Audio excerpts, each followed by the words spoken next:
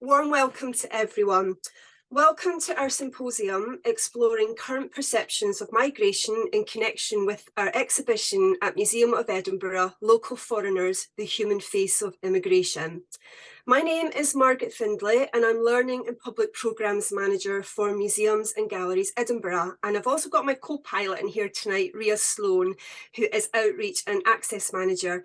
Maryna and I are colleagues responsible for making our venues and collections in Edinburgh museums more accessible to audiences. Maryna works more particularly with excluded audiences and audiences who face a barrier to visiting cultural venues, and I organise our wider public programmes and events across our museum's estate, but also welcome our communities in Edinburgh into our venues with diverse programmes and events. Just a few housekeeping rules tonight. I just want to remind everyone that this event is being recorded currently and it will be streamed over various respective partner forums, including social media. So for your privacy, please keep your cameras off and mics muted. We will take questions at the end, but please can you type questions in the chat box? Please precede your question with the word question in capitals so we can easily spot the questions and nobody gets missed. Please also watch out in the chat for useful links to further information and reading, which I'm going to post as it relates to each speaker tonight. In case anyone misses this, we will also ask our booking team to email you direct this info after the symposium. We're delighted to welcome Thursday evening, and we have a panel of experts with us tonight to explore how migration is represented in the media and in museums and how this influences people's perceptions of migration. Local Foreigners, the Human Face of Immigration is an exhibition being currently shown at Museum of Edinburgh. It opened on the 11th of March and it runs until the 10th of September. The exhibition features photographs and stories of people living in Edinburgh who have moved to the city from other countries. It is part of a project created by Maryna Sulym, an artist, author and photographer. Maryna is also an immigrant from Ukraine. Maryna created the Local Foreigners project in response to negative depictions of immigrants in the media and aims to reclaim the narrative around immigration by sharing real people's stories. At Museums and Galleries Edinburgh, we are proud to celebrate our diverse communities and to challenge the stigma often associated with immigration. The Local Foreigners exhibition at Museum of Edinburgh forms part of our commitment to equality, diversity and inclusion. We want all of our city's residents to feel a sense of ownership of their history and culture. Through our inclusion work and anti-racism pledge, we aim to ensure that a more inclusive range of voices are mainstreamed and represented in our exhibitions and programmes. Tonight, this symposium will explore themes raised in the Local Foreigners exhibition. A panel of speakers will discuss the Local Foreigners project, perceptions of migration in the public realm, and recently collated data on migration in Scotland, and explore how migration is represented in the media and in the museum sector, and how this influences people's perceptions of migration. Speakers will include Maryna Sulym, Dr. Sarah Kyambi of Migration Policy Scotland, and Emily Miller of the Migration Museum. The event will be chaired by writer and art critic Susan Mansfield. Susan has been writing about the arts and literature in Scotland for 25 years and has been an art critic for the Scotsman newspaper since 2007. She was a staff writer for the Scotsman from 2001 until 2013, working as an interviewer and feature writer with a particular interest in the arts. She is also a poet and playwright and was the joint winner of the Jack Claymo National Poetry Awards in 2018. Susan writes very positively about our exhibitions at the City Arts Centre, and I think she's a fan of Edinburgh museums. I'm now delighted to pass you to Susan, who's going to introduce each speaker tonight, and Susan will also help field questions to speakers at the end. So Susan, the floor is yours. So good evening, and I just want to add my welcome to Margaret's. It's lovely to see so many people here tonight, and such an international audience it feels, which is just absolutely lovely. I was fortunate enough to see Maryna's exhibition earlier this week, and I think we saw some of the images just on the holding slide that was up as you arrived. It really is an excellent piece of work, and I think some of the people who Maria photographed and interviewed are actually here tonight, so a special welcome to you. The exhibition really is aiming, I think, to as Margaret said, to address some of the perceptions, some of the wrong perceptions that are around about what migration is, and to kind of change some of those negative stereotypes which the media has been known to perpetuate. Having worked in the media for quite a number of years, I hope I haven't done anything to perpetuate them, but I do understand how important these things are, how they stick in the mind. And I think our three speakers tonight are going to bring some really valuable insights and perspective to that. And I think even if we feel that we're quite well informed about migration, we're going to go away with some new information tonight. They really are bringing together a wide range of expertise on this question. So I'm going to introduce Maryna, the photographer who has really made this project happen, and she's going to talk to us first. So Maryna Sulym is a documentary photographer and also an immigrant from Ukraine. She is the author of Local Foreigners, a project that aims to dignify the image of immigration in the UK. The project collects stories and portraits of people who have moved to the UK from various countries. Maryna will talk about her project, Local Foreigners, and the true face of migration, represented by the 60 diverse stories in the project, including the interviews which are being exhibited just now in the Museum of Edinburgh. And it is on till September the 10th. If you're in Edinburgh, do go before it finishes. She will share her research on the representation of migration that led to the project, and her thoughts on what can be done to narrow the gap between the public's perception of immigration and the actual statistics. So welcome, Maryna, and I'll hand over to you now. Hi, I'm really glad to be here, and thank you so much for this wonderful introduction. Really nothing to add here. Hopefully I just shouldn't speak today. No, actually, I would like to share my research with you and my project and my thoughts on the exhibition and the photography of migration overall. So bear with me while I share my slides, please.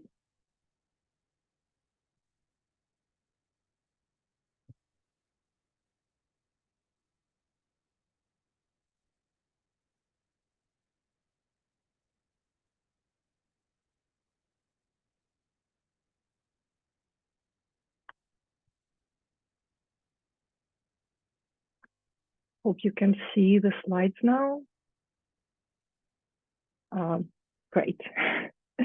Okay, so my name is Maryna, and I'm an immigrant from Ukraine and Ukrainian British photographer and an author of Local Foreigners project. The project is a collection of portraits and stories from people who moved to the UK from various countries.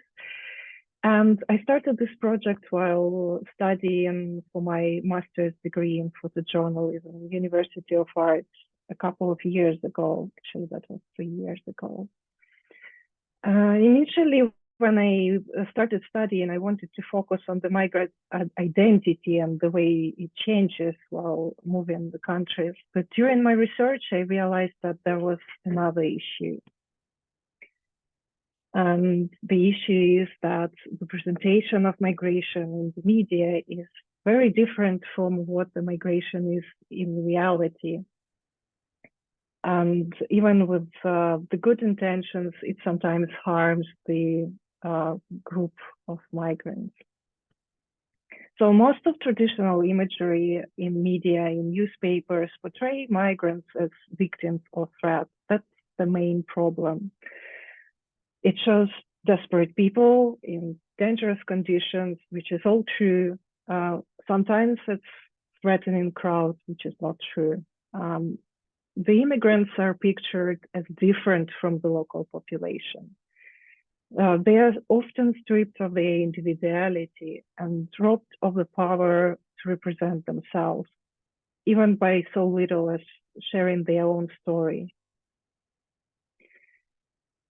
It is important to highlight many problems that some refugees face on their way. However, the prevalence of this imagery in particular harms the whole group of migrants. And focus on mainly asylum seekers and irregular immigrants creates an impression that they are the main source of migration, where in reality 96% of people who move to the UK come here to study, to join their families, or to work with working visas. As a result, many people confuse the terms refugees and immigrants and use them interchangeably. And this confusion creates an implication that refugees moved from their homes by their own choice, which is not true, because in fact they were fleeing the danger and came to the UK for safety. And even if you would keep this difference in mind, there is another thing to create more confusion. The photographers focus only on one part of migrants' lives, which is crossing the border. This approach omits the whole life that a migrant or refugee will lead in the new country: their job, their family, friends, hobbies, their favorite food, their holiday celebration, a favorite bench in a local park. All of this is disregarded and ignored. The media uses the trope of immigrant being a burden on the society, where in fact people who come here are part of the local communities. They create working places and make their contribution to the country's development. This shift of focus is a bit like if I went into local maternity ward to photograph newborn babies and declared that British people are very loud and hungry, attention seekers, come to mass and don't understand international politics, which is obviously not true, right?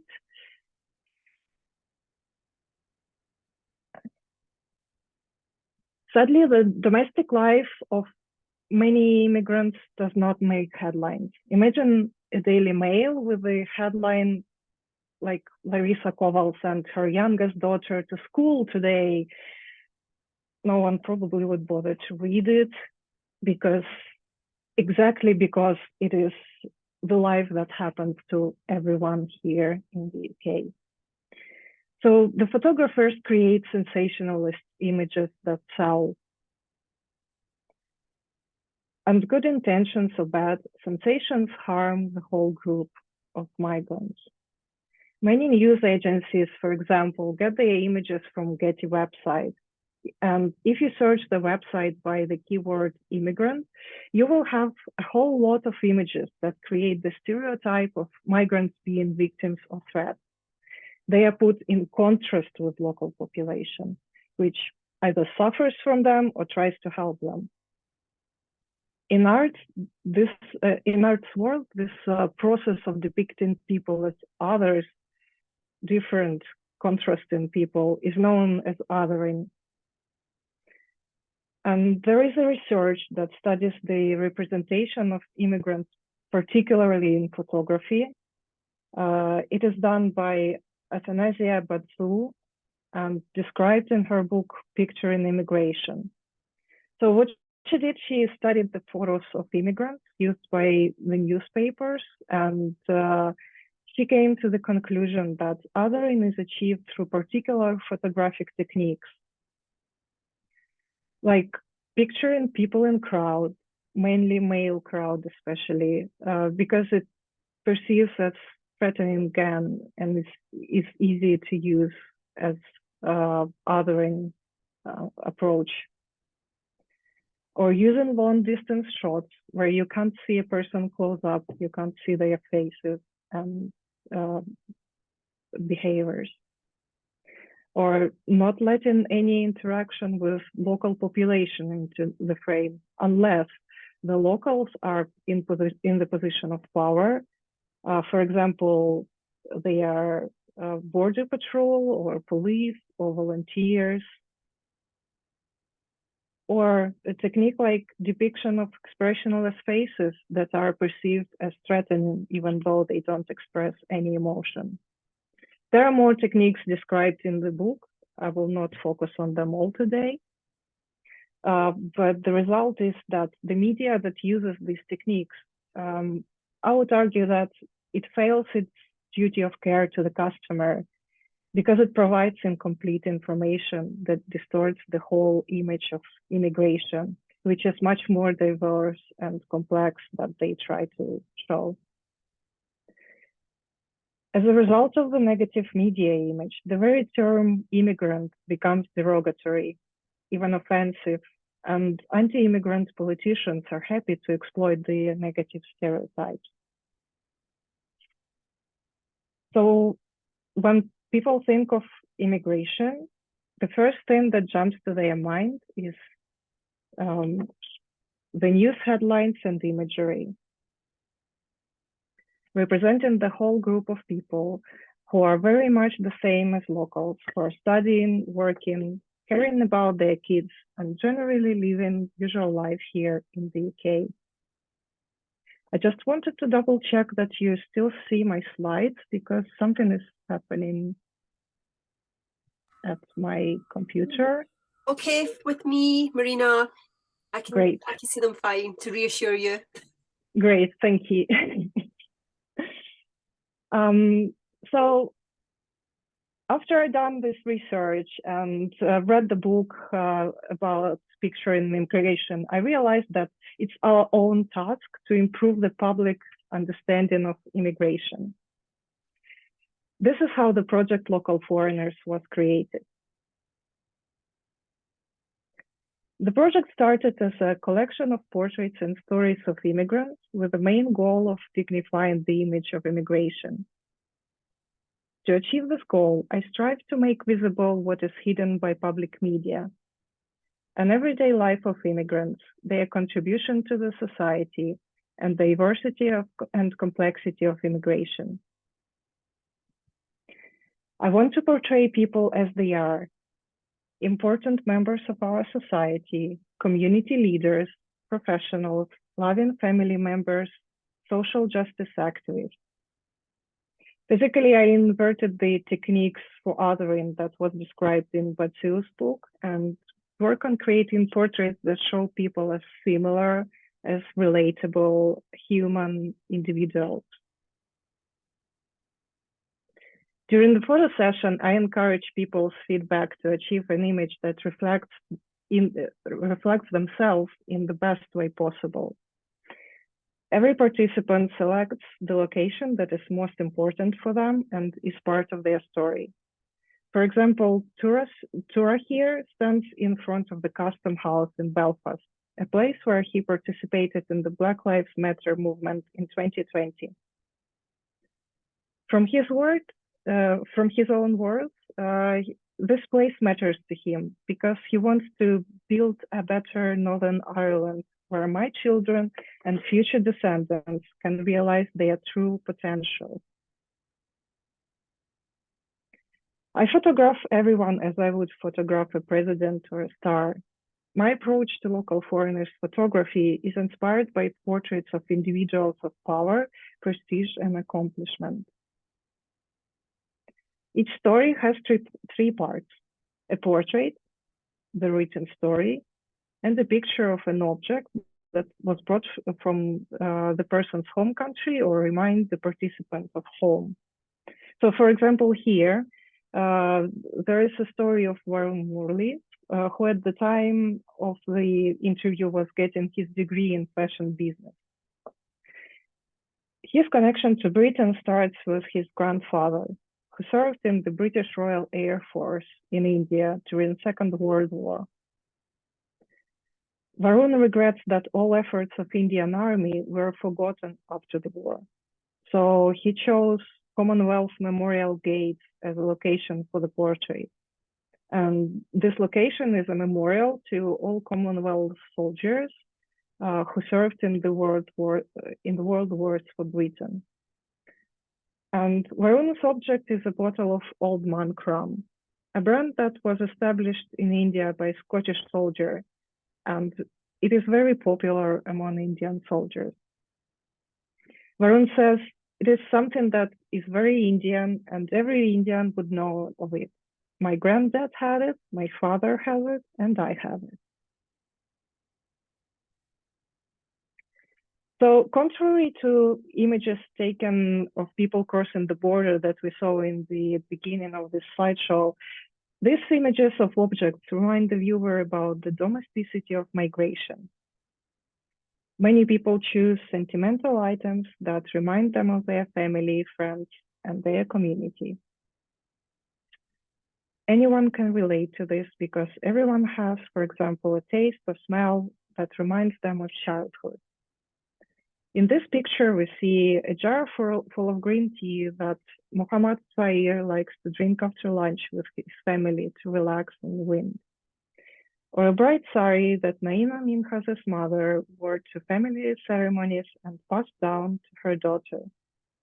Or a box of spices that another participant uses for cooking her favorite recipes.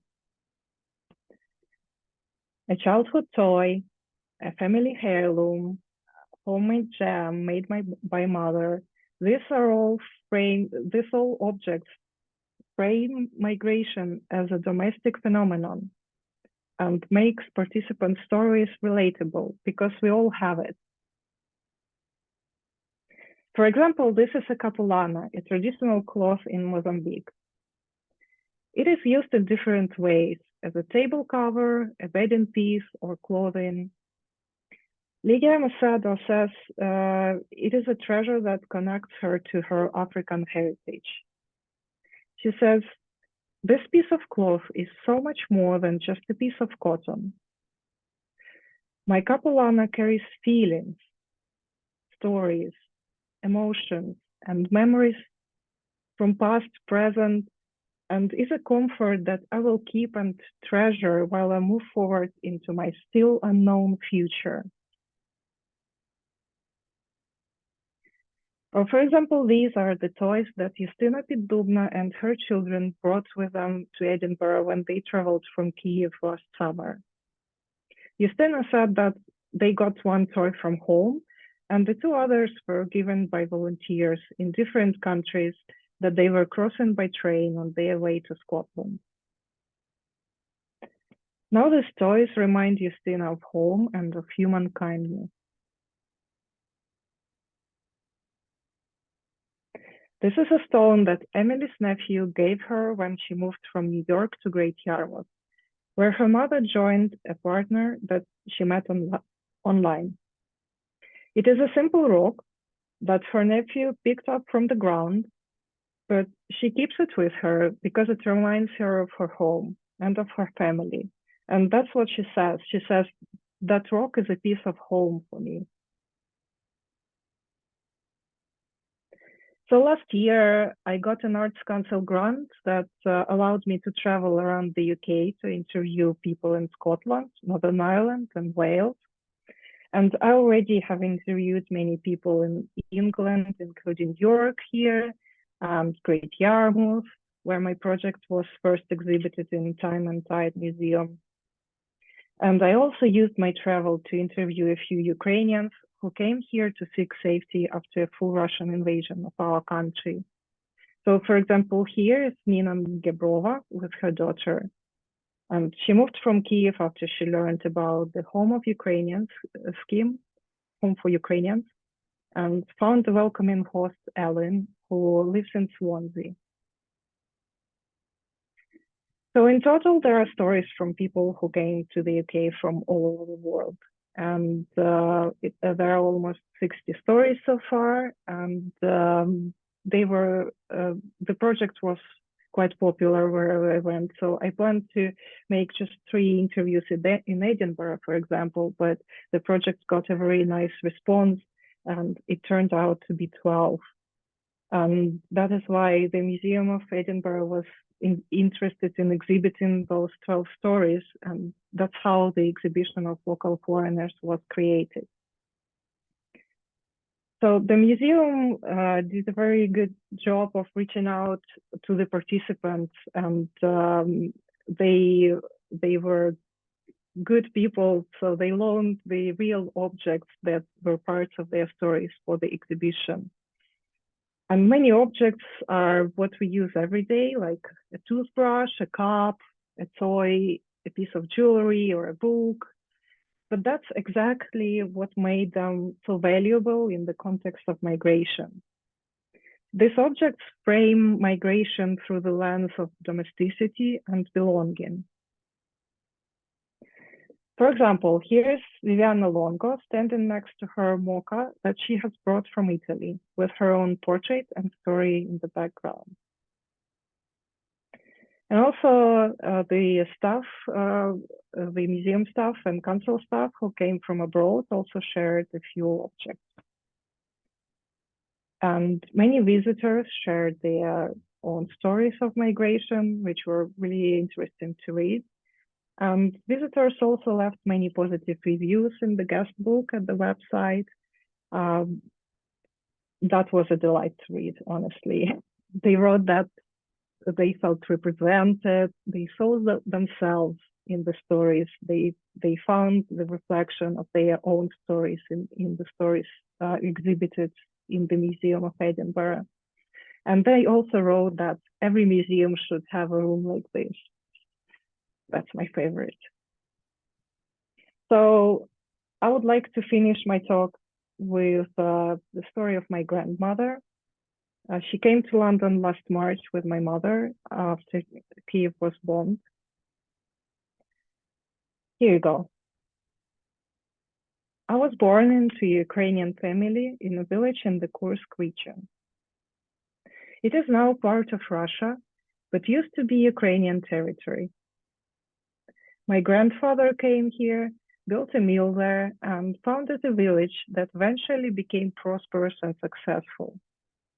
It was even called Pospeshevka, prosperous. My dad died near Volyn when I was still very young. During the Second World War, I stayed in a German-occupied village with my grandmother because I broke my leg before the evacuation, and my family could not take me with them. Our nice house was occupied as military office, so my grandmother and I had to live in a barn. I finished night school and moved with my husband to Donbass, where I lived most of my life and worked as the head chief in the kindergarten. There in Makiyevka, I gave birth to my daughter and watched my granddaughter grow up. These are the people who are the dearest to me. When the war began, my daughter brought me to London to stay at my granddaughter and her husband's place. I have been welcomed here as if in my own house. I would never have thought that I would have been so well received and taken care of. In general, I like it here because the people are kind and helpful. And in the hospital, I was well received and treated carefully. I don't miss home because it has been gone for a long time. I left Donbass 10 years ago to live with my daughter in Kyiv. Only one dear person, the grave of my husband Grisha, remained there. I would really like to visit him, but it is not bound to happen. And since my home is where my children and grandchildren are, I don't need anything else in my life. So this is the story of my grandmother, and I would, of course, love to share each and every story from the project. They are all important and moving stories, but I'm afraid that would take a lot of time. So the good news is you can read the stories yourself, and they are published at the website, localforeigners.org. And there are also the project presents at Facebook and Instagram, so feel free to follow. And email me at maryna@localforeigners.org if you have any questions or suggestions. And thank you so much for listening.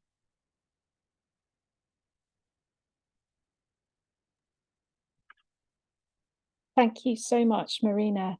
And we really appreciate hearing some of those stories firsthand. When I was in the museum, there were so many people coming and looking around. I heard lots of different languages being spoken.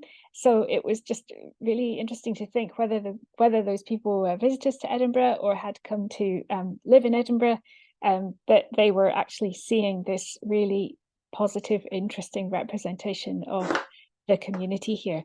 And it's all about stories. I think we can hear that in what you've seen. And we are now going to go to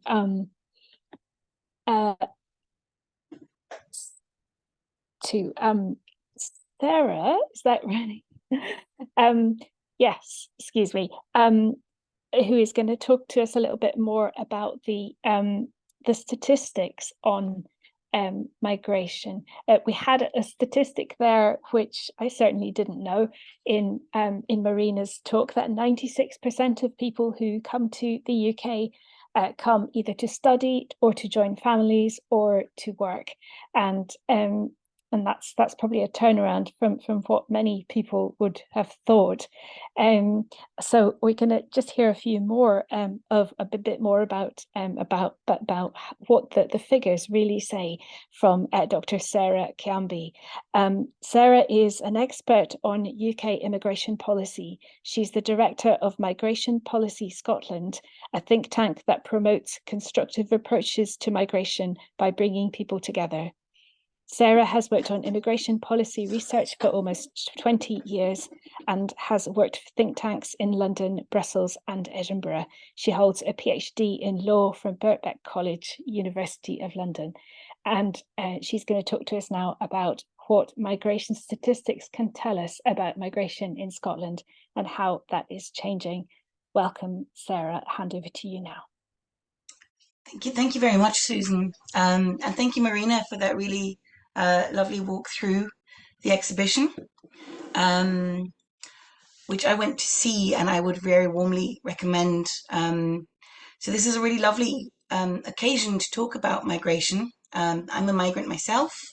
I didn't put it in the chat, but I arrived in the UK in 1993 to go to university and stayed on, arriving in Scotland in 2006.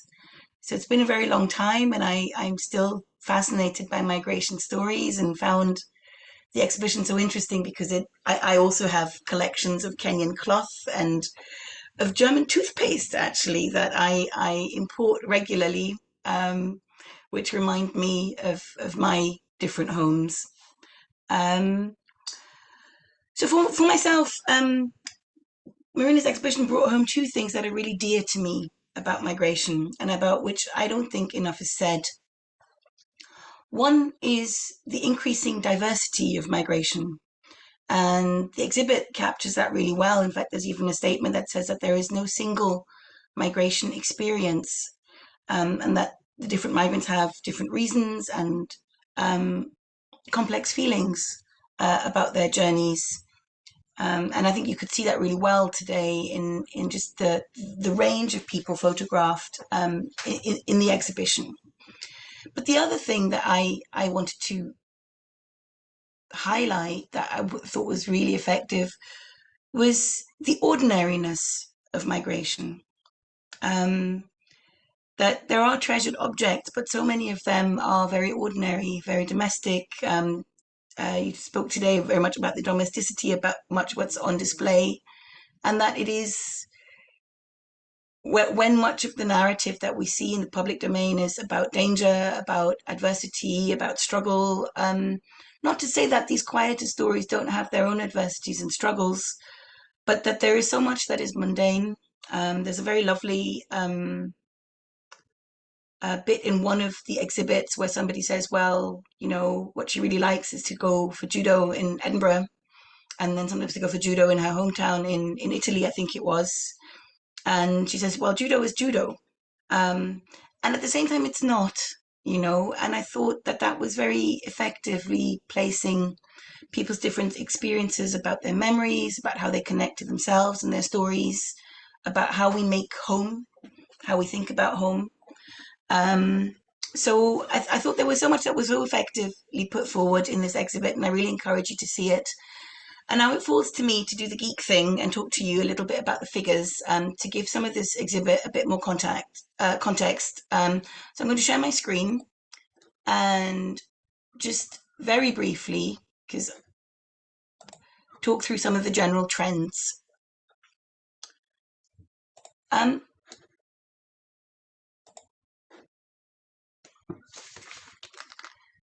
so the first thing I wanted to highlight is very much the changing flows and composition of migration.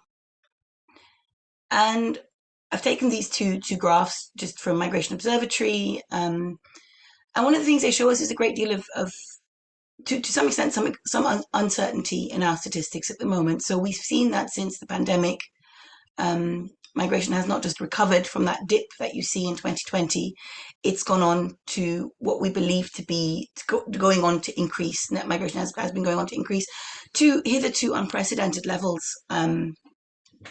So that is an interesting development, given that we have had, with the UK leaving the EU, a real change in migration, with the ending of free movement, that where many would have thought that maybe migration would decline or might just stay the same, but probably not that many people had guessed that the trend would be to go upwards. But that is what we are seeing. We believe in the figures. And yet also, if you look at the second graph, so the one more on the right, is that within that increase, that overall increase, what we are also seeing is a very turbulent time of a lot of change. And so we're seeing sorry, let me go back there. The switching to where non-EU migration is really outstripping EU migration. And these are UK figures. And currently it's very difficult to break down from those figures what might be the case for Scotland within those inflows. But what we do think is really relevant here is that in Scotland, the proportion of EU migrants was more significant as a total proportion of the population of migrants. And we think that the decline in the number of people coming from the EU, which has been sharp, may not have been matched by a similar increase to Scotland by people coming from outside the EU. And that will have its, and on top of that, there are significant new groups of migrants, like those coming from Ukraine, those coming from Hong Kong, but also we're seeing in some of the student and labour migration statistics, more people coming from places like the Philippines, from Nigeria, but we don't know where they are in Scotland yet, and we're sort of waiting for the data to catch up. Turning very briefly to attitudes, this very colourful graph is YouGov's most important issues tracker, and I've left in the slides a link to where you can go and see this, because you can actually play around with this in a way which online, which is fun. But I think what bears pointing out here in the story of how migrants are perceived and how public attitudes to migration is actually that what we have seen since 2015 is a slow and consistent decline in public concern about migration, from a peak of 71% thinking that this was the most important issue to a low of 15% back during the pandemic.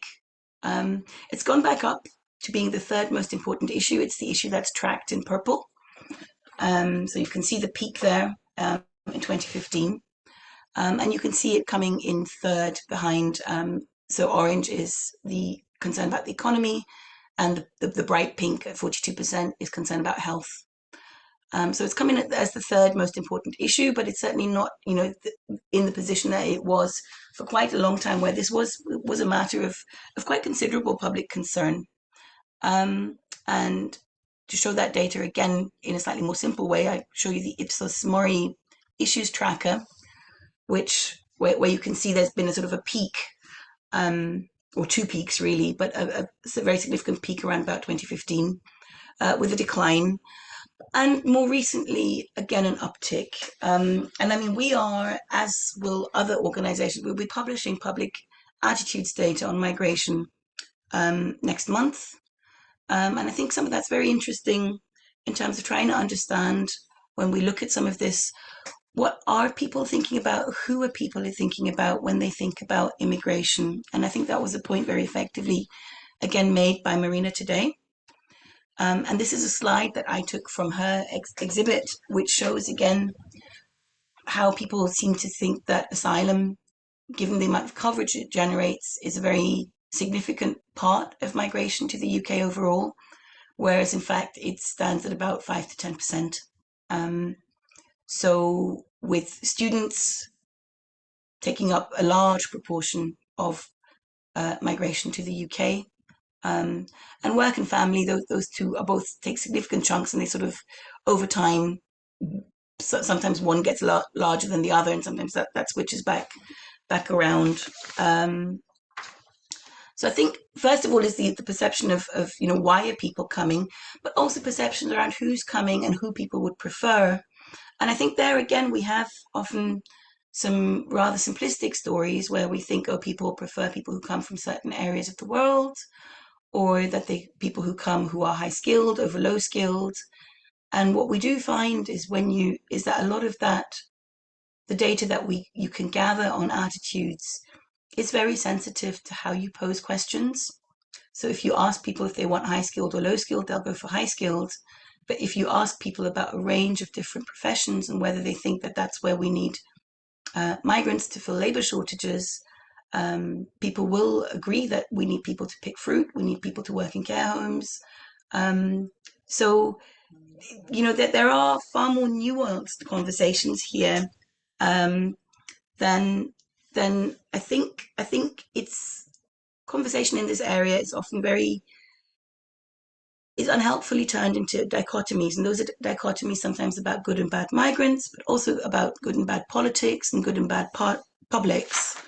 And instead, I think we should be valuing complexity, nuance, and the dilemmas far more in this space. So finally, I just want to turn to this graph, which is the proportion of the foreign-born population that's increased over the last 20 years. And what I've highlighted is that in Scotland, that percentage increase has been the largest for the UK nations. And that's quite extraordinary. And it's happened in a context of being broadly positive on migration.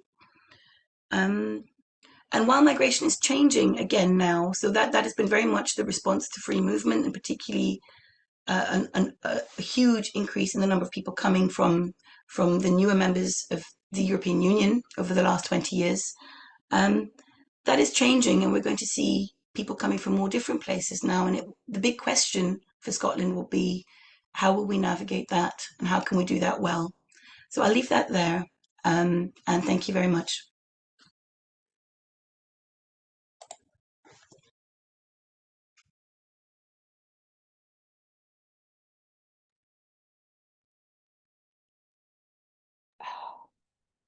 Thank you very much, Sarah. With trouble unmuting myself there. Thank you. That was fascinating, succinct, but fascinating. And again, I think that's probably a new statistic for many of us, that Scotland actually has the largest increase in the number of people coming from elsewhere. And one could get into that, but we're not going to do that quite yet.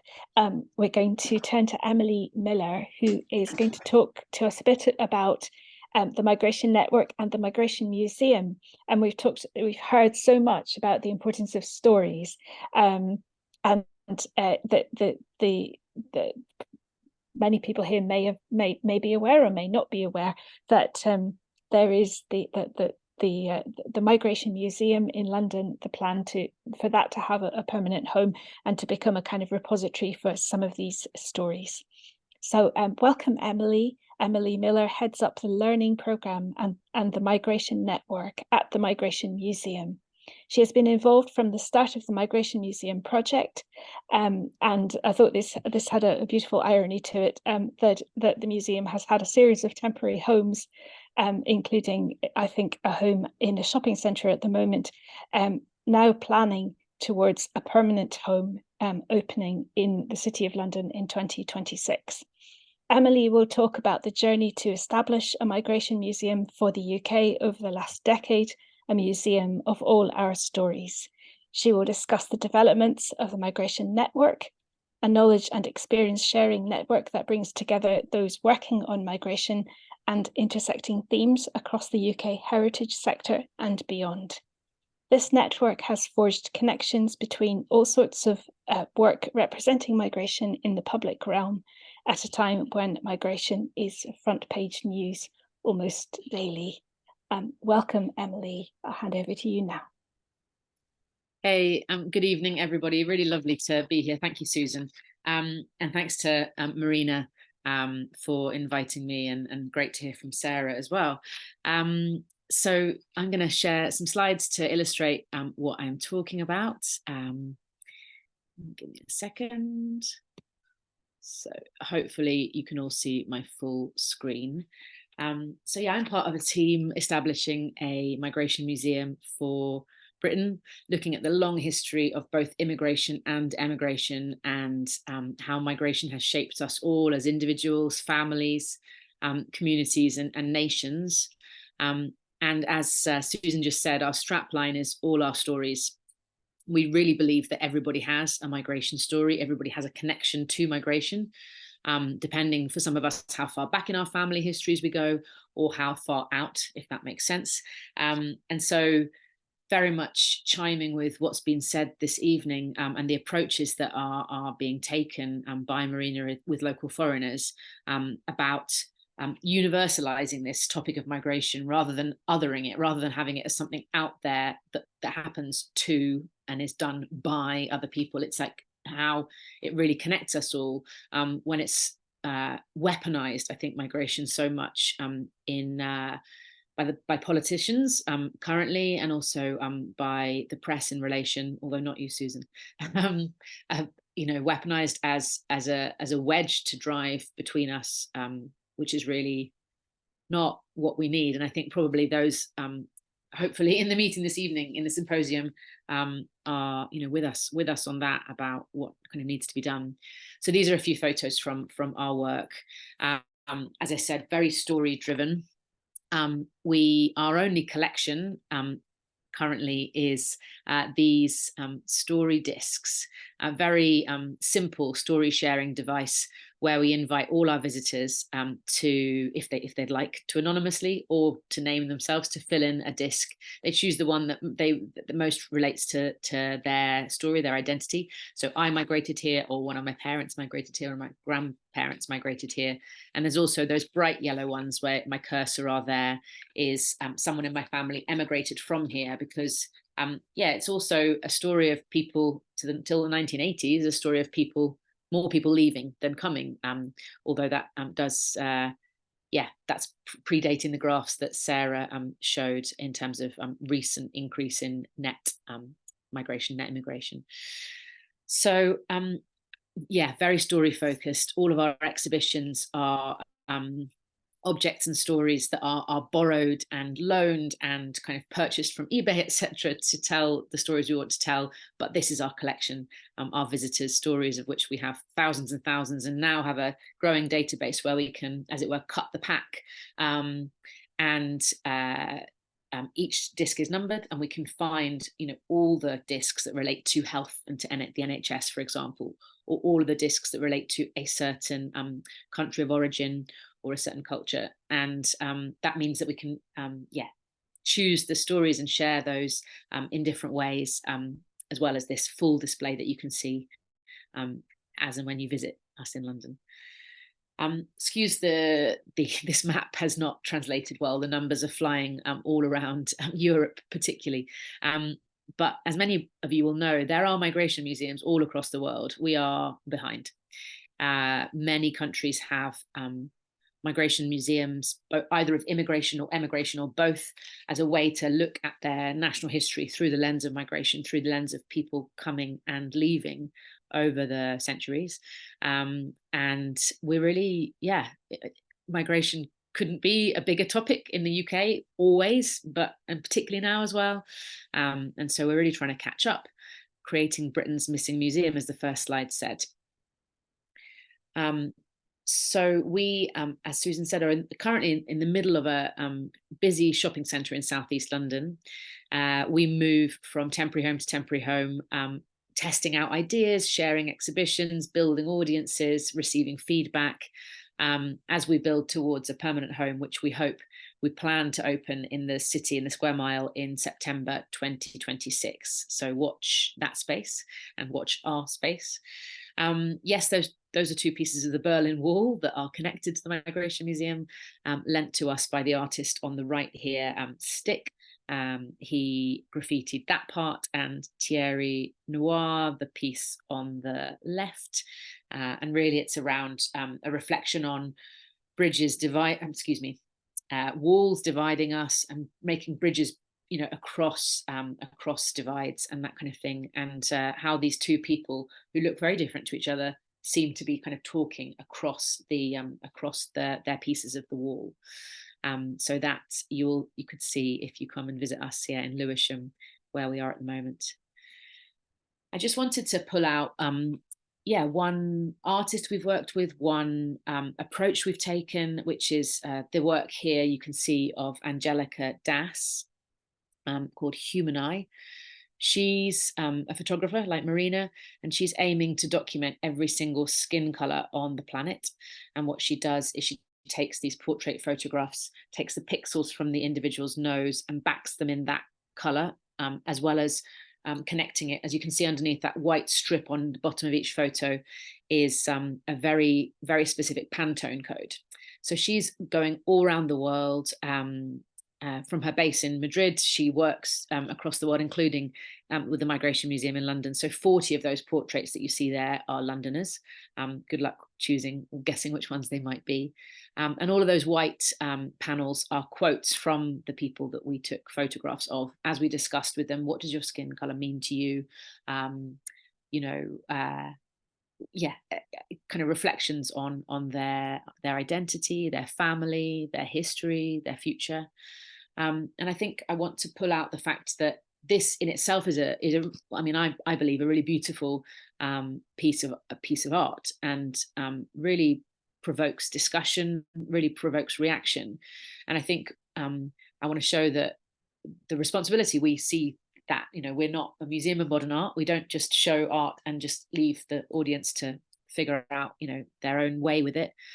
We really go deep into it. And so as you can see where my cursor is on the left hand wall here, it says conversations, and I go closer up here. This is really passing the power and agency over to our visitors. We said this piece is bound to give you some thoughts. Write a question that you have that you want others to think about on the outside of one of these envelopes hanging on the wall. Or you could write a response to someone else's question, or a response to somebody else's response. And so it's this kind of organic, growing conversation, in this case, about skin color and identity, race, racism, white supremacy, you name it. It's a really wide-ranging conversation that's taken wherever our visitors want. So you could see, how does discussing your skin color make you feel? Do you feel comfortable with your identity? Do you belong in different countries, or is there just the world? Why is skin or race still such a big issue? So these are questions, burning questions that people have, and then the responses that come. And I think I just wanted to share that as I saw that Maryna had the opportunity for visitors to share their own stories on those yellow post-it notes when they saw an object or saw a story or photo, or all three of her subjects. And I wanted to share the kind of equivalent that we've been exploring, and I believe we'll make it into our permanent home, this approach. It takes a bit of moderation, but really people, it's just amazing watching people's conversations grow. So yes, we have got in mind a permanent home in the city of London, and this has been a long time coming, 10 years in the making, and we're in with a property development company set up by a refugee. He was expelled from Idi Amin's Uganda and arrived here at the age of 13 with nothing, and grew as a serial entrepreneur, grew various businesses, including a property business. And he is offering us an amazing deal on ground floor, floor 1 and floor 2. So the first 3 floors of a new building in the city that's going to be above us. There's going to be 760 students, which I'm smiling about. Some people in the city are less sure, but I think that's anti-student sentiment. I think that's a fantastic audience to be under in a part of London which is very low density in terms of residents. And so I'm hoping that will be a good audience for us to engage with and serve and learn from, because I believe many of them will be international students. And as we've been hearing, much of the migration to the UK is students coming and studying and then staying in some cases. So it'll be really good to have those connections with upstairs. So I also wanted to mention the migration network just before. I'm just slightly going over time, but this is my last slide. This is really how I came to know Museums, Galleries Edinburgh, how I came to know Maryna and work with and host Maryna, and Lorna, who's on the call. Nice to see you, Lorna, at the Symposium. So the migration network is really about understanding, as the quote came in Local Foreigners, all museums, says Magda, should have a room like this. Loads of museums and galleries across the UK are doing work about migration of all sorts, exhibitions, community outreach, hosting ESOL groups, becoming museums of sanctuary that do programming and welcome for those who are seeking sanctuary.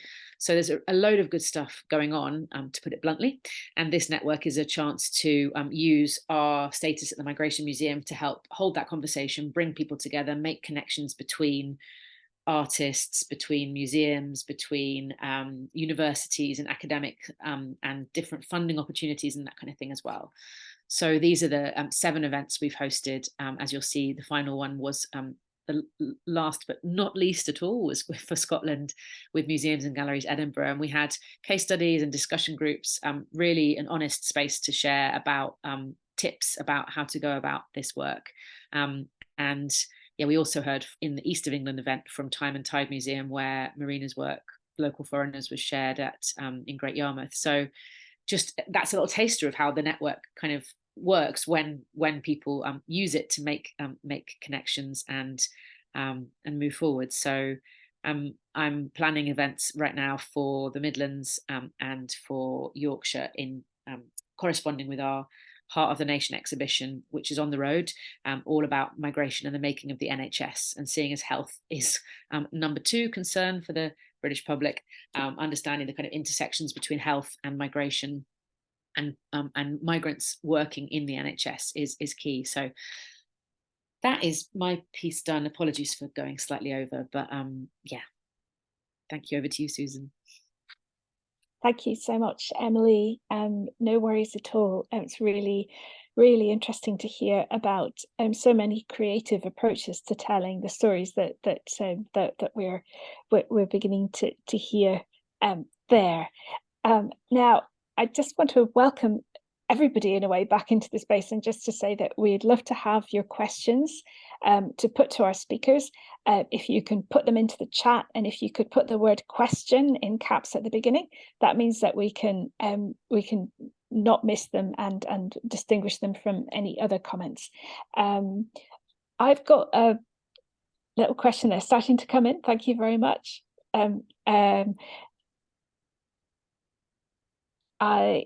Quite a few people, Susan, can I just say, quite a few people have posted throughout the conversation asking if Maryna's exhibition is going to tour to other venues.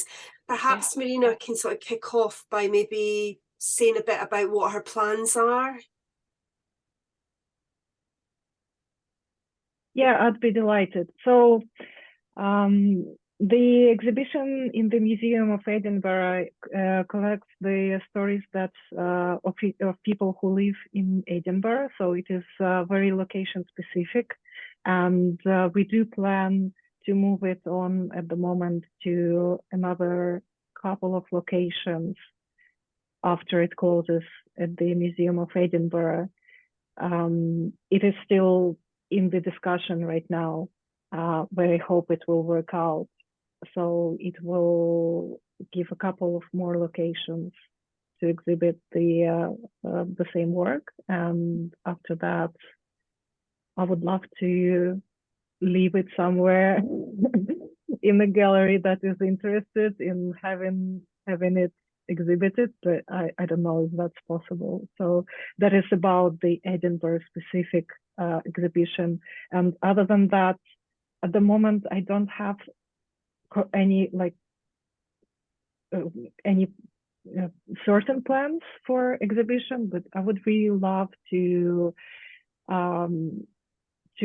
create one exhibition in London, because there are many people from London who participated in local foreigners, and I think that Londoners would be really interested in in the representation of migration, and also I think that Londoners would find it more relatable to look at the stories from London. And another focus was to create an exhibition specifically about Ukrainians who moved from last year, maybe this year as well. So this is something I'm currently working on. However, I don't have any specific plans to create an exhibition. I would love to have any suggestions how to do that. So if anybody's here tonight from anywhere that might host or might like to host an exhibition of Maryna's photographs, please do get in touch or follow the links on the website and get in touch with her. There are questions coming in, so I'm going to read out one or two of these. From Marion, are there any representatives from Scottish Government and or local councils, local authorities present tonight? It would be great to hear their thoughts and actions on the topic, i.e. how do they plan to support local immigrants in the future and promote intercultural connections in Scotland? Don't know if we do have anybody who can speak to that, or if that's something that one of our speakers would like to perhaps comment on.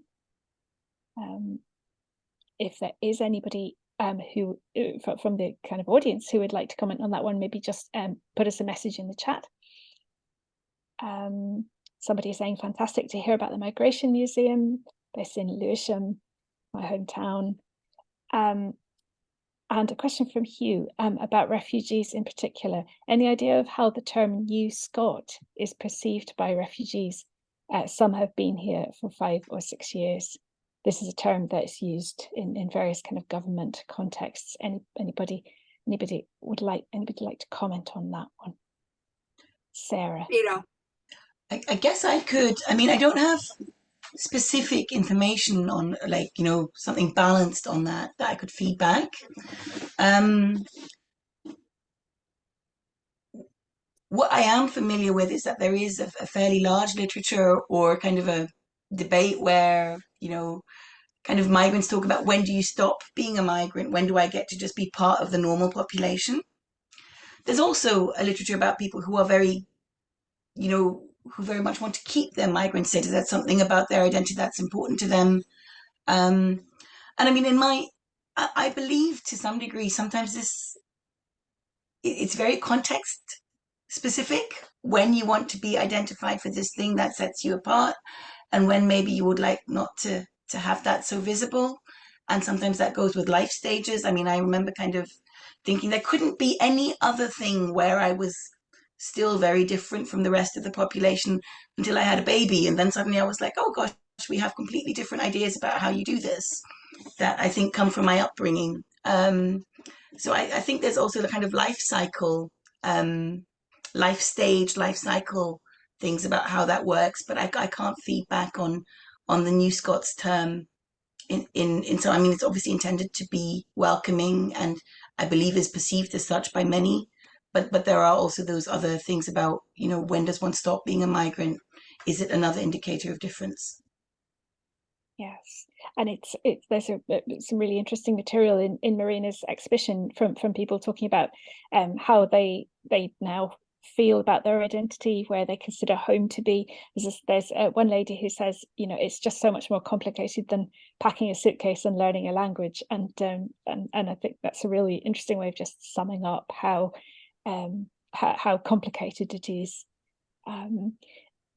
We have a question. I'm just going to jump down a couple of questions because I think this is... Susan, do you mind if I just jump in? This is Oh, Emily. sorry, Emily, didn't know you were looking to go ahead. No, that's all right. I think not specifically on the new New Scots thing, but language, but more just on language overall.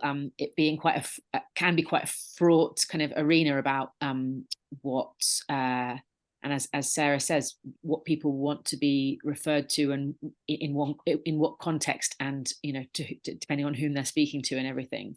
And we definitely have we had a whole wall at one point, and we had an exhibition all about emigration, so Brits abroad, the good, the bad, the ugly, over the centuries in the empire.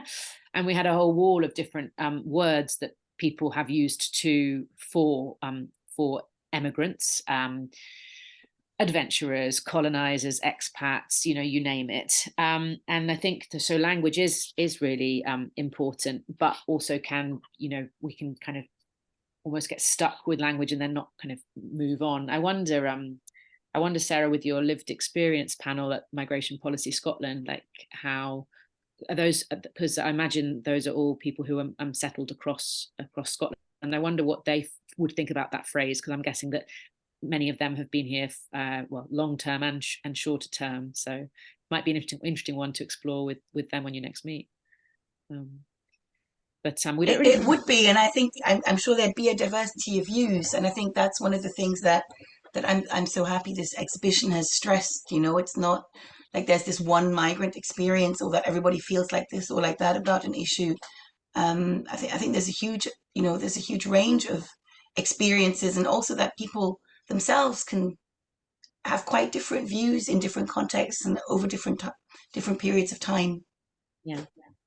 We definitely, in one university group visiting from a London university, the question came up as we sat in a kind of circle at the Migration Museum, the question, where do you come from, and how that's perceived, and how loaded that can or can't be, I suppose. And amongst those university students, one said, I hate being asked that question because it denies my my integration, and like the fact that, you know, I was born here, and it's only asked of me because I'm a person of color, and I feel like people should, you know, mind their own business, etc.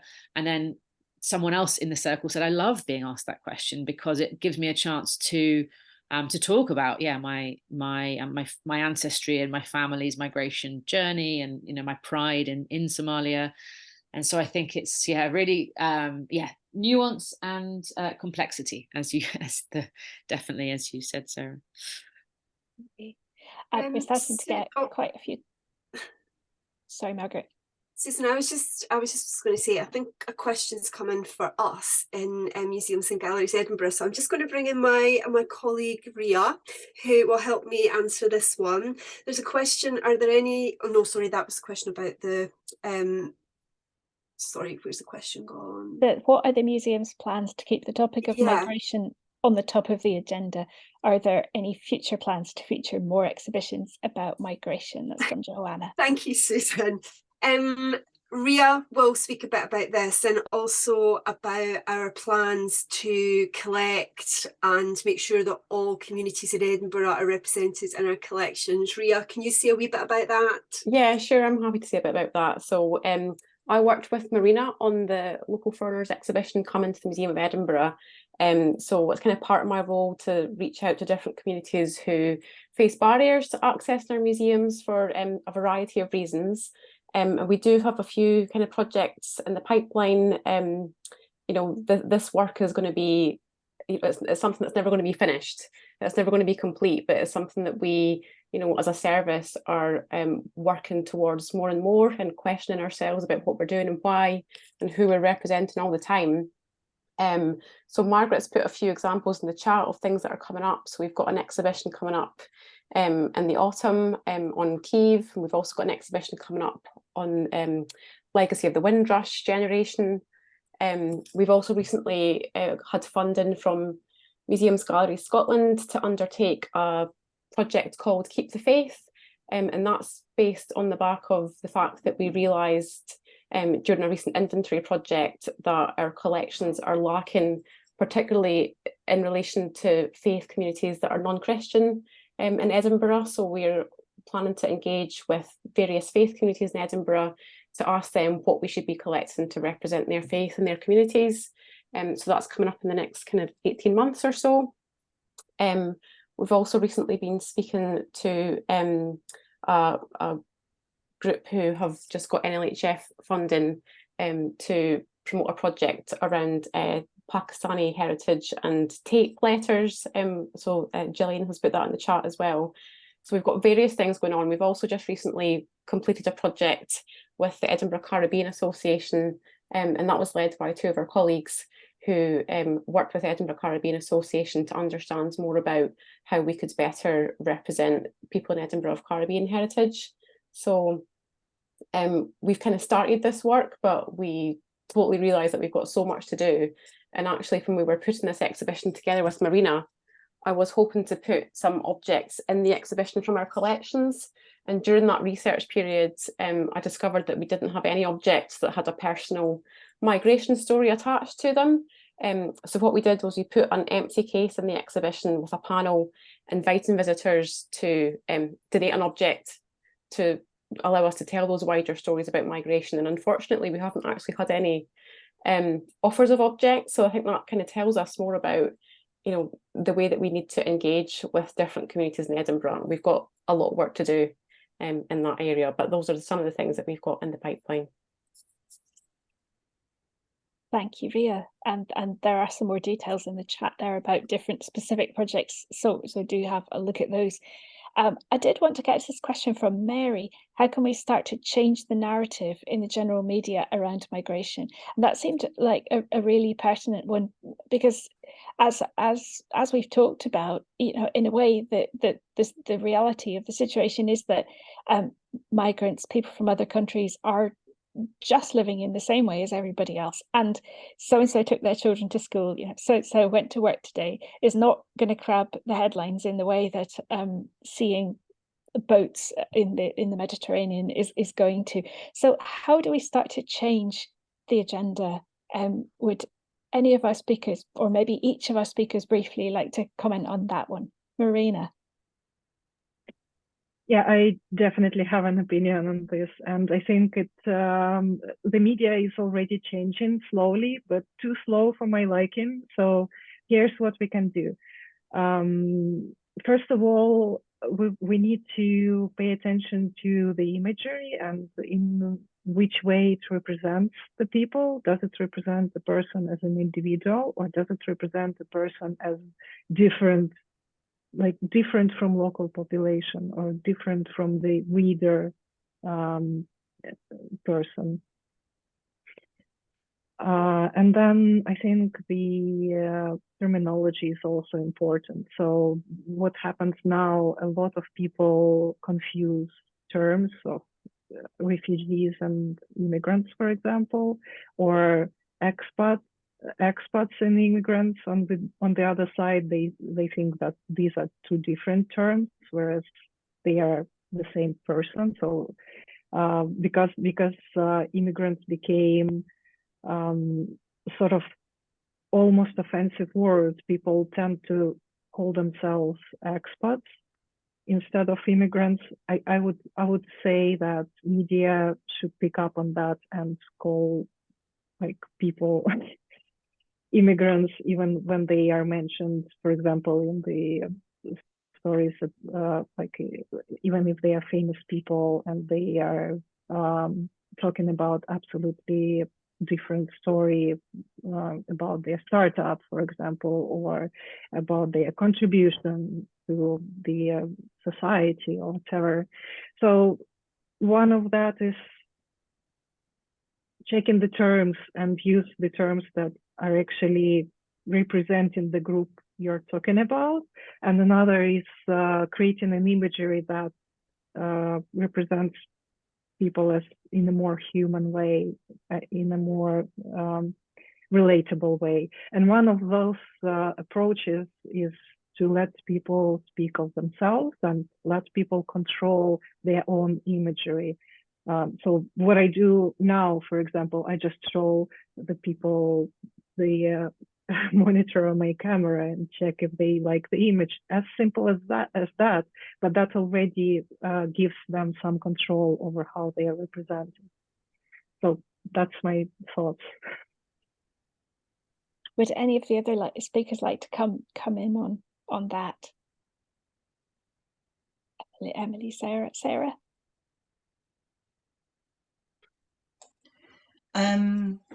Briefly, I think there've been many projects over the last decade, maybe decade and a half, promoting and supporting people to speak for themselves, migrants to speak for themselves, and supporting the telling of more positive stories in the press, also supporting the training of journalists in terms of the terminology and their understanding of migration. And I think we have seen some results of that. I think, there's always there's a kind of the standard line when you look at attitudinal data is which way around does the causation go? Is it that the press is simply reflecting what its audience wants to hear, or is it also shaping what its audience wants to hear? And I think it's obviously a difficult one to disentangle from the data. So I've just been distracted because somebody's mentioned IMIX, and I was thinking, yes, IMIX, Migrant Voice. There's some really excellent organisations that have been doing some great work out there on what is quite difficult and can feel quite exposing. But I also think I feel like the narrative on migration that we've had in Scotland for the last 20 years are more positive, more consensus, there's cross-party consensus on the need for migration. I think some of that has eschewed talking about more difficult aspects and about some of the complexity of that. But it's also, I think I feel one of the things that we have seen in the attitudinal data, and I'm trying not to give too much away about the report that we'll be bringing out in a couple of weeks' time, is what you can see is there is an impact of those kinds of narratives as well. So I think, yes, while there is a bit of a question about which way round does the causation go here, is we can see in the attitudinal data potentially an impact of negative media stories. And you'll see that there is research that's tried to pin that down, and I think does it quite effectively. And I think what we're starting to see now is also the effect of what has been really consistent government level messaging on migration in Scotland, and what the impact that's had on attitudes in Scotland is really very encouraging. And I think seeing some more of that would be both, really great, but actually incredibly necessary. And something that actually, all OECD countries will be needing increased migration over the coming decades, both because of their population structures and as their economies move over in terms of the climate challenge and with AI. And we have publics that are not always happy with that. And trying to square that circle for politicians has led to a bit of a race to the bottom.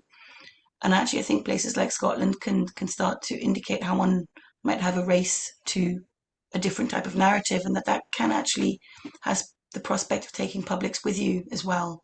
I don't think that that's easy, and I don't think that that's been achieved necessarily, but I think what we're starting to see that it can be done. Thank you so much, Sarah.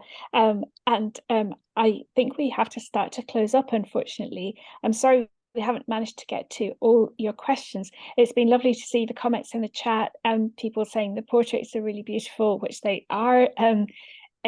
Somebody saying, why don't we start a migration museum here in Scotland? That sounds like a fabulous idea that's got a lot of mileage in it.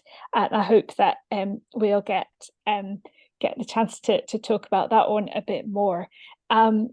I just want to close, and I'm going to pass to Margaret in a moment, but just to say thank you to all our speakers, Maryna, Emily and Sarah, for their expertise and for sharing that with us so well and so articulately, and to you for being a great audience and being such an engaged audience and taking part in the discussion and asking such interesting questions. Also, just a shout out to Margaret and Ria, who've been keeping the whole Zoom machine on the road and doing that so well. I'm just going to hand to Margaret to close today. Thank you. Thank you so much, Susan. And just to reiterate from Museums and Galleries Edinburgh, thanks to our brilliant panel tonight. Thanks to Maryna for your passion, putting on such a fantastic exhibition that we've been so proud to host in Edinburgh Museums and Galleries. Thank you all for joining us. I know that there's some questions that we've not managed to get to, but we've gone a bit over, so we do have to close. But I think what we've learned is this is a conversation that is going to run and it's going to continue and go on, and watch this space in Edinburgh museums, and hopefully you've been inspired tonight in the places that you work. So do pop a little tweet on our Twitter or X at Ed Culture. It just helps us sort of spread the word and we'll reshare. Thank you everybody for joining us tonight. Have a lovely evening and thank you all. Bye for now, and we will see you again soon. Bye-bye.